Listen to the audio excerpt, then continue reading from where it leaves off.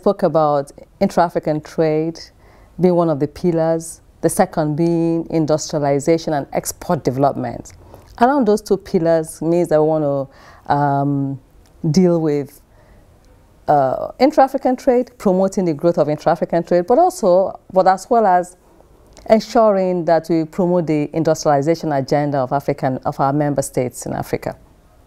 To do that, we must of necessity deal with barriers to trade, whether it is a barriers to trade, intra-African trade, or barriers to trade between Africa and the rest of the world.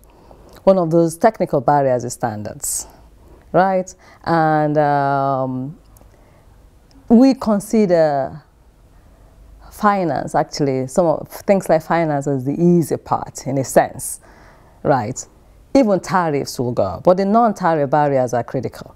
And quality infrastructure becomes topical in that sense. You know, you think about Africa, Africa has multiple standards across which need to be harmonized. But also, made in Africa goods face a lot of rejection within Africa and outside of Africa.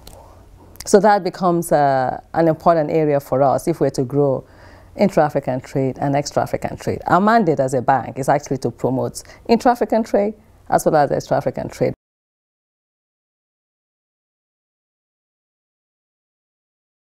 The flagship project we have, which is our unique value proposition, is what we call the development of and establishment of African Quality Assurance Centers. And these are basically testing, inspection, and certification centers.